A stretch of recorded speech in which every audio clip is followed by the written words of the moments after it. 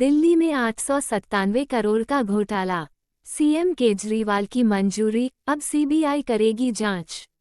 दिल्ली सरकार ने द्वारका एक्सप्रेसवे परियोजना में भूमि अधिग्रहण घोटाले का मामला सीबीआई को भेजा है। मुख्य सचिव नरेश कुमार पर भूमि के मूल्यांकन में 22 गुना मूल्य बढ़ाने का आरोप लगा है, जिससे उनके बेटे करण चौहान से जुड़ी कंपनी को लाभ हो। वीरेंद्र सचदेवा के निशाने पर आए दिल्ली के सीएम एससी की फटकार के बाद अरविंद केजरीवाल से मांगा इस्तीफा। सुप्रीम कोर्ट ने दिल्ली के सीएम के विज्ञापन बजट को आरआरटीएस खाते में स्थानांतरित करने का आदेश देने के साथ केजरीवाल सरकार को फटकार भी लगाई है। दिल्ली भारतीय जनता पार्टी के अध्यक्ष वीरेंद्र सचदेवा ने कहा है कि सुप्रीम कोर्ट द्वारा दिल्ली सरकार के विज्ञापन बजट को आरआरटीएस खाते में स्थानांतरित करने का आदेश देना एक गंभीर मामला है। उन्होंने सीएम को निशाने पर लेते हुए कहा कि अब समय आ गया है कि अरविंद केजरीवाल न केवल दिल्ली के लोगों को धोखा देने के लिए बल्कि सर्वोच्च अदालत के निर्देशों का उल्लंघन करने के लिए अपने पद से इस्तीफा दे दें। दिल्ली बीजेपी अध्यक्ष ने कहा है कि सुप्रीम कोर्ट द्वारा दिल्ली सरकार के विज्ञापन बजट को एक सप्ताह के बाद कुर्की की धमकी के साथ स्थानांतरित करने का आदेश देना केजरीवाल सरकार को फटकार लगाने जैसा है। सीएम अरविंद केजरीवाल सरकार लगभग 1 साल से आरआरटीएस फंड के भुगतान से इनकार करती आई है। गोंडा न्यूज़ 1 करोड़ क्विंटल गन्ने की पेराई करेगी कुंदुरकी चीनी मिल। गोंडा कुंदुरकी स्थित बजाज हिंदुस्तान चीनी मिल का पेराई सत्र बुधवार को पूजन अर्चन संग शुरू हो गया। मिल ने इस बार 1 करोड़ क्विंटल गन्ने की पेराई का लक्ष्य निर्धारित किया है। इस दौरान बैलगाड़ी व ट्रैक्टर ट्रॉली की भी पूजा की गई। गन्ना लेकर पहुंचे किसानों को सम्मानित किया गया। मिल परिसर में आयोजित समारोह में विधायक प्रेमनारायण पांडेय के साथ उप गन्ना आयुक्त डॉक्टर आर.बी. राम, जिला गन्ना अधिकारी सुनील कुमार सिंह, सहायक चीनी आयुक्त Ranjit Kumar Nirala, Krishna Kumar Singh, unit head PN Singh, zonal HR head NK. Shukla ने वैदिक मंत्रोच्चार व विधि विधान से पूजा अर्चना कर डोंगे में गन्ना डाला। इस गिरोह ने उड़ाए होश, 1 करोड़ के मोबाइल देख अफसर भी हैरान, इन राज्यों में फैला नेटवर्क, 4 शातिर गिरफ्तार। पुलिस ने एक शातिर गिरोह का पर्दाफाश किया है। पुलिस ने 4 आरोपियों को गिरफ्तार कर करीब 1 करोड़ रुपये के ब्रांडेड 87 मोबाइल और एक आईपैड बरामद किया गया है। वेस्ट यूपी और आसपास के राज्यों से चोरी और लूट के मोबाइलों को विदेश में बेचने वाले अंतर्राष्ट्रीय गिरोह का पर्दाफाश हुआ है। 4 आरोपियों को गिरफ्तार कर करीब 1 करोड़ रुपये के ब्रांडेड 87 मोबाइल और एक आईपैड बरामद किया गया है। कुछ मोबाइलों के पार्ट्स को दिल्ली के गफ्फार मार्केट में अलग अलग करके विदेशों में बेचा गया था, जबकि कुछ अन्य मोबाइल विदेशों में इस्तेमाल के लिए बेचे गए। ये आरोपी अंतर्राष्ट्रीय स्तर पर गिरोह चला रहे थे। अप न्यूज़ पूर्वी यूपी का नोएडा बनने की राह पर सोनभद्र, 79,000 करोड़ के निवेश का दावा। ग्राउंड ब्रेकिंग सेरेमनी के पहले फेज में सोनभद्र में नोएडा के बाद सर्वाधिक निवेश वाली परियोजनाएं उतर रही हैं। ये जिला कभी नक्सली गतिविधियों के लिए कुख्यात था। यूपी का सोनभद्र जिला, जो कभी देश में नक्सलियों के चरागाह के रूप में कुख्यात था, आज प्रदेश के विकास में भागीदारी करने वाला दूसरा सबसे महत्वपूर्ण जिला बन चुका है। प्राकृतिक और खनिज संपदा की प्रचुरता के बावजूद दशकों तक अव्यवस्था और नक्सल गतिविधियों के चलते उद्योग जगत यहां बड़ा निवेश करने से कतराते रहे। अब मरीजों को अब तत्काल मिल सकेगी प्लेटलेट्स, सभी मंडलीय अस्पतालों में लगेगी एफेरेसिस मशीन। सुल्तानपुर, वृद्ध की दिनदहाड़े गोली मारकर हत्या, आंख, पेट और पैर में लगी गोली, मौके पर ही मौत। अप न्यूज़ यूपी के पूर्व डीजीपी ने किया नई राजनीतिक पार्टी का ऐलान, लोकसभा चुनाव में प्रत्याशी भी उतारेंगे। अयोध्या की टेंट सिटी में 4,000 संतों के साथ 10,000 लोगों के रुकने की होगी व्यवस्था। बहराइच में कंटेनर और ट्रेलर की जबरदस्त भिड़ंत में 2 की दर्दनाक मौत, 3 घायल। गोरखपुर न्यूज़ मंडल के 3.40 लाख उपभोक्ताओं का बना गलत बिजली बिल, निदेशक ने भी जताई थी नाराजगी। मुख्य अभियंता आशु कालिया ने कहा कि बिलिंग एजेंसी की कार्यप्रणाली सही नहीं होने की वजह से अधिकारियों और कर्मचारियों पर प्रभाव पड़ रहा है। राजस्व की भी क्षति हो रही है। कई बार कार्यप्रणाली में सुधार लाने और इनके बिल में से लगभग 3 करोड़ रुपए की कटौती पहले की जा चुकी है। जम्मू कश्मीर राजौरी में आतंकियों के साथ एनकाउंटर में 2 जवान शहीद। उत्तरकाशी सुरंग रहने वाली जगह पर बचाव अभियान तेज, करीब 67% ड्रिलिंग हुई पूरी। हमारी दवाएं शोध पर आधारित, मेडिकल माफिया ने हमारे खिलाफ प्रोपेगेंडा चलाया, रामदेव। पतंजलि ने कभी झूठा प्रचार नहीं किया, सुप्रीम कोर्ट की टिप्पणी के बाद बोले रामदेव। डीजीसीए ने एयर इंडिया पर लगाया 10 लाख रुपए का जुर्माना। उत्तरकाशी टनल में फंसे मजदूरों को कल तक किया जा सकता है रेस्क्यू। 50 बंधकों की रिहाई के लिए 4 दिन जंग रोकने राजी हुआ इजरायल, नेतन्याहू बोले युद्ध जारी रहेगा। फिलिस्तीन के समर्थन में केरल के कोझिकोड में होगी रैली, कांग्रेस सांसद शशि थरूर होंगे शामिल। राजस्थान की हर भर्ती में घोटाला हुआ, डूंगरपुर में बोले PM Modi. Sam Altman CE0 के तौर पर ओपनआई में लौटेंगे। गौतम गंभीर की कोलकाता नाइट राइडर्स में वापसी, KKR के मेंटर बने। JK राजौरी में मुठभेड़, सुरक्षा बलों ने 2 आतंकियों को घेरा। दिल्ली शराब नीति घोटाला, मनीष सिसोदिया की राउज एवेन्यू कोर्ट में हुई पेशी। पंजाब में कई ठिकानों पर नियर के छापे, खालिस्तानी नेटवर्क पर बड़ी कार्रवाई।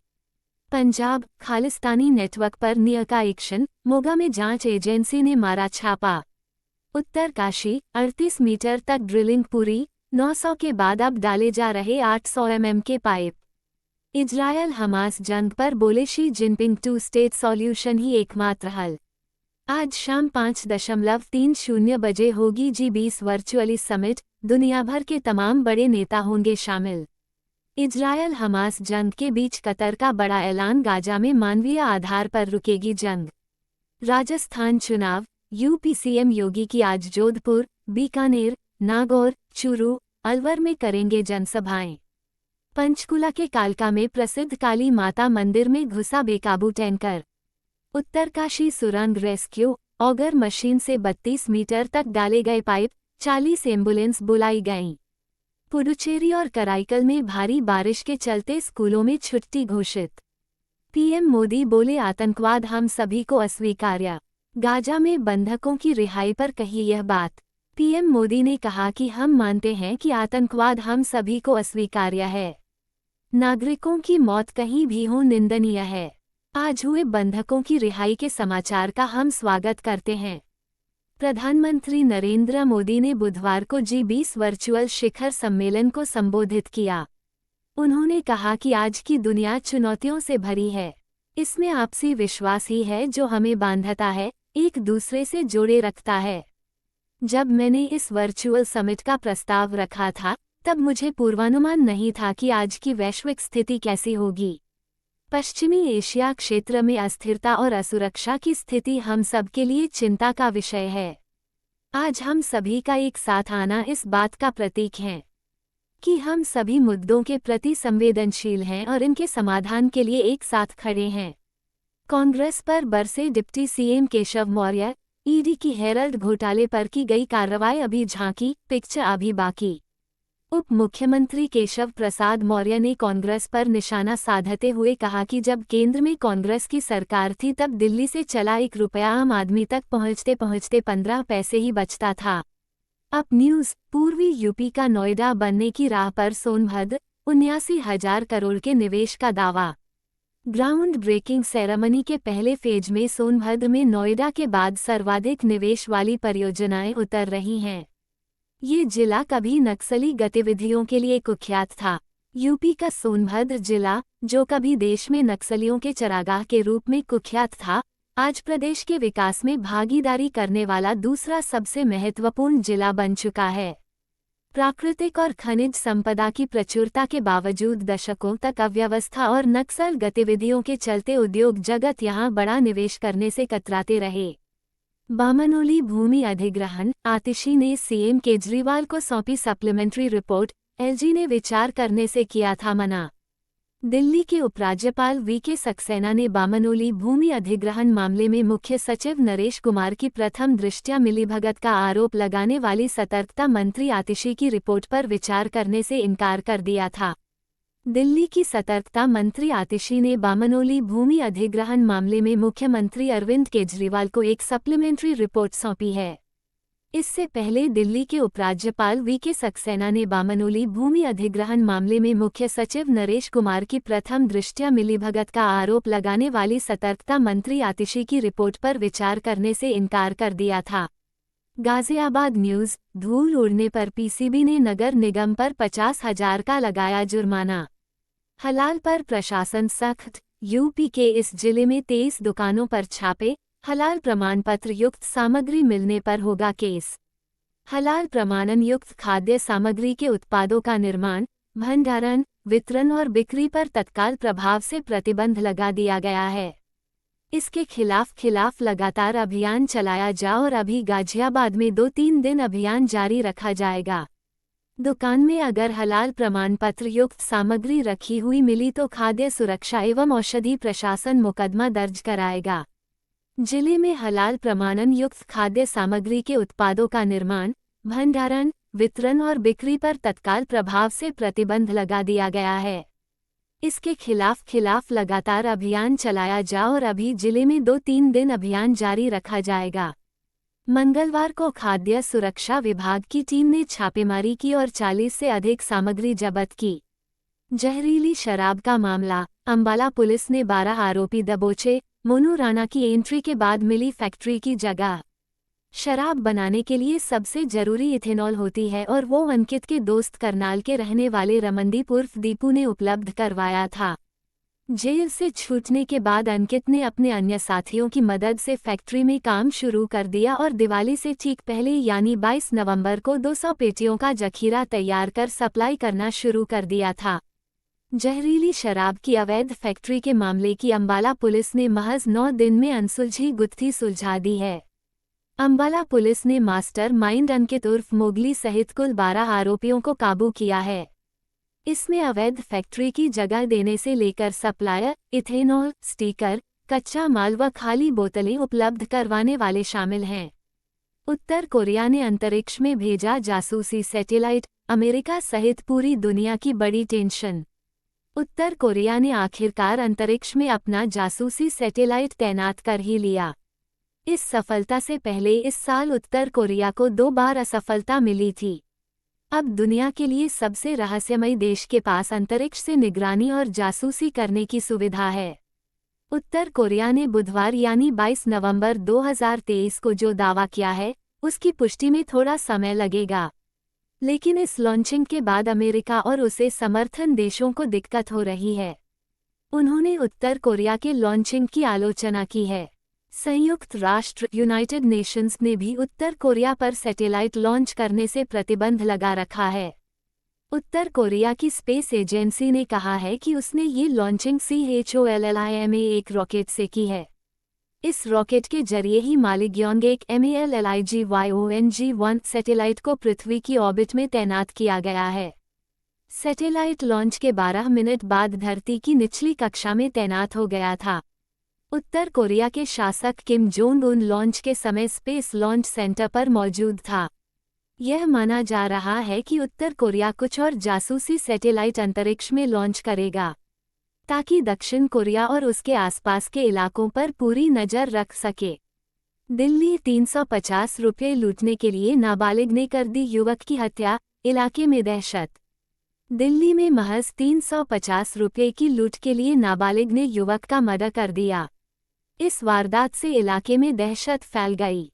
पुलिस ने आरोपी किशोर को पकड़ लिया है। उससे पूछताछ चल रही है। पुलिस मृतक की शिनाख्त में जुटी है। राजधानी दिल्ली में 350 रुपये लूटने के लिए नाबालिग ने एक युवक की चाकू मारकर हत्या कर दी। सूचना के बाद पुलिस टीम मौके पर पहुंची और जायजा लिया। फिलहाल पुलिस मृतक युवक की शिनाख्त में जुटी है। ये घटना उत्तर पूर्वी दिल्ली में हुई। पुलिस ने हत्या के आरोपी किशोर को पकड़ लिया है। उससे पूछताछ की जा रही है। पुलिस के अनुसार ये घटना मंगलवार को वेलकम इलाके में जनता मजदूर कॉलोनी में हुई। पुलिस उपायुक्त पूर्वोत्तर जॉय तिर्की ने कहा कि मंगलवार की रात करीब 11:15 बजे पुलिस को सूचना मिली थी कि वेलकम इलाके में जनता मजदूर कॉलोनी में एक नाबालिग ने करीब 18 साल के युवक की हत्या कर दी है। आरोपी ने लूटने के इरादे से इस वारदात को अंजाम दिया। सूचना मिलते ही पुलिस टीम मौके पर पहुंची और घटना का जायजा लिया। पुलिस तुरंत युवक को घायल अवस्था में अस्पताल लेकर पहुंची, जहां उसे मृत घोषित कर दिया गया। चुनाव आयोग ने दिल्ली बीजेपी प्रमुख वीरेंद्र सचदेवा को नोटिस जारी किया। केजरीवाल पर बयान का है मामला। चुनाव आयोग (ईसीआई) ने मंगलवार को दिल्ली भाजपा अध्यक्ष वीरेंद्र सचदेवा को अरविंद केजरीवाल के खिलाफ उनके कथित बयानों और सोशल मीडिया पोस्ट पर आम आदमी पार्टी (आप) की शिकायत पर कारण बताओ नोटिस जारी किया है। चुनाव आयोग (ईसीआई) ने मंगलवार को दिल्ली भाजपा अध्यक्ष वीरेंद्र सचदेवा को अरविंद केजरीवाल के खिलाफ उनके कथित बयानों और सोशल मीडिया पोस्ट पर आम आदमी पार्टी (आप) की शिकायत पर कारण बताओ नोटिस जारी किया है। आपने सोमवार को ईसीआई में एक औपचारिक शिकायत दर्ज की, जिसमें भारतीय जनता पार्टी भाजपा पर उसके संयोजक और दिल्ली के मुख्यमंत्री अरविंद केजरीवाल की प्रतिष्ठा को धूमिल करने के लिए सोशल मीडिया प्लेटफार्मों पर अनुचित सामग्री का इस्तेमाल करने का आरोप लगाया गया। वीरेंद्र सचदेवा को 24 नवंबर की शाम 8 बजे तक आयोग में अपना जवाब दाखिल करना है। सोमवार को औपचारिक रूप से शिकायत दर्ज करने के बाद आपके वरिष्ठ नेता और राज्यसभा सांसद राघव चड्ढा ने कहा, भाजपा हमारी पार्टी और नेता अरविंद केजरीवाल की छवि को खराब करने की कोशिश करते हुए घटिया और बेतुकी सामग्री का उपयोग कर रही है। वे उनके चरित्र पर कुठाराघात कर रहे हैं। चड्ढा ने राजनीति और सार्वजनिक जीवन में गरिमा बनाए रखने के महत्व पर जोर दिया। उन्होंने कहा, राजनीति और सार्वजनिक जीवन में कुछ स्तर की गरिमा की आवश्यकता होती है, और यदि कोई पार्टी इसका उल्लंघन करती है, तो ये पार्टी के संस्कार, मूल्यों को दर्शाता है।